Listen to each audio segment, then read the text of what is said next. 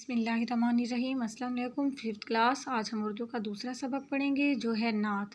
नात यानी ऐसी नज़म जिसमें हुज़ूर सल्लल्लाहु अलैहि वसल्लम की तारीफ़ बयान की जाए तो उस नज़म को नात कहते हैं।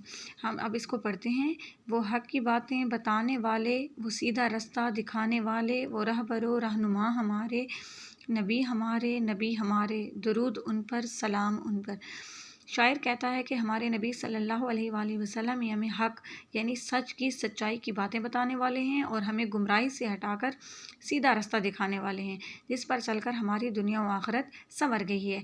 वही हमारे रहबर हैं यानी हमें सीधा रास्ता दिखाने वाले हैं और उन्होंने ही हमारी रहनुमाई की है। तो वो कौन है? वो हैं हमारे नबी हज़रत मोहम्मद सल्लल्लाहु अलैहि वसल्लम। और हम उन्हीं पर दरूद व सलाम पढ़ते हैं, सलाम भेजते हैं। दरूद यानी वो दुआ जो हुज़ूर सल्लल्लाहु अलैहि वसल्लम का नाम सुनते ही मुसलमान रहमत की तलब के लिए पढ़ते हैं। बुलंद नबियों में नाम उनका, फ़लक से ऊंचा मकाम उनका, हमारे हादी खुदा के प्यारे, नबी हमारे नबी हमारे, दरूद उन पर सलाम उन पर। बुलंद यानी ऊंचा, तमाम नबियों में सबसे ऊंचा मकाम और नाम हमारे नबी सल्लल्लाहु अलैहि वसल्लम का है। आपसे पहले आने वाले तमाम अंबिया कराम में सबसे बुलंद मकाम जो है वो हज़ूर सल्लल्लाहु अलैहि वसल्लम का है। अल्लाह ताला ने आपके नूर को सबसे पहले तख्लीक किया, लेकिन दुनिया में तमाम नबियों से आखिर में भेजा। फ़लक का मतलब है आसमान और मकाम कहते हैं जगह को। हादी हमारे हादी यानी हमारे हादी हमारी हिदायत करने वाले, हमें गुमराही से हटाकर सीधे रास्ते पर लाने वाले। वो कौन है? हुज़ूर सल्लल्लाहु अलैहि वसल्लम के महबूब, उनके प्यारे नबी हैं हज़रत मोहम्मद सल्लल्लाहु अलैहि वसल्लम, और हम उन्हीं पर दरूद व सलाम भेजते हैं। उन्हीं की खातिर दमक रहे हैं, उन्हीं के दम से चमक रहे हैं ज़मीं के ज़र्रे फ़लक के तारे, नबी हमारे, दरूद उन पर सलाम उन पर। अब शायर यहाँ कह रहा है कि हुज़ूर सल्लल्लाहु अलैहि वसल्लम के ही दम से, उन्हीं की वजह से ज़मीन के ज़र्रे और आसमान के तारे जो हैं वो चमक रहे हैं। खातिर का मतलब है वास्ते और दम का मतलब है वजह से, उन्हीं के दम से। शायर इसमें ये बताना चाह रहा है कि ज़मीन व आसमान में हर एक चीज़ जो है, और ज़मीन व आसमान इन सब चीज़ों को अल्लाह ने हुज़ूर सल्लल्लाहु अलैहि वसल्लम के लिए तख्लीक किया है और उन्हीं की वजह से हर एक चीज़ को खूबसूरती और चमक अता की है। और वो कौन है? वो हैं हमारे प्यारे नबी हज़रत मोहम्मद सल्लल्लाहु अलैहि वसल्लम, जिन पर हम दुरूद व सलाम पढ़ते हैं।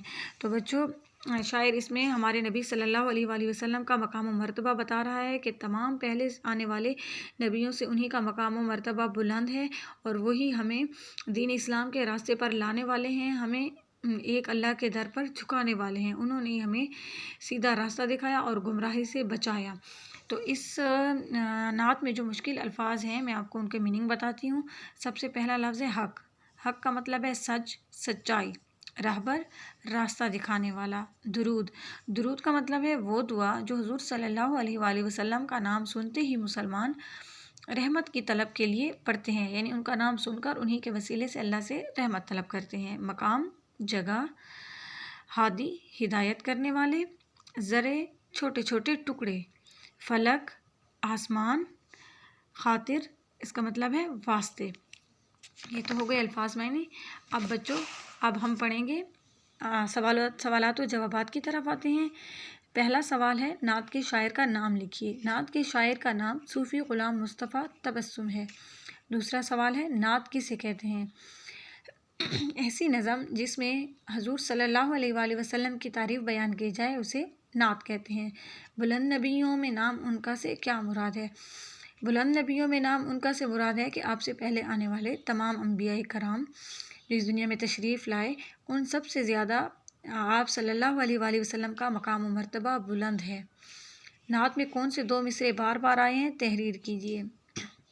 नात में जो मिसरे बार बार आए हैं वो हैं नबी हमारे, और दूसरा मिसरा है दरूद उन पर सलाम उन पर। नात में शायर ने हुज़ूर सल्लल्लाहु अलैहि वसल्लम के दम से किन चीज़ों के चमकने की बात की है? नात में शायर ने हुज़ूर सल्लल्लाहु अलैहि वसल्लम के दम से ज़मीन के ज़र्रों और फ़लक के तारों के चमकने की बात की है।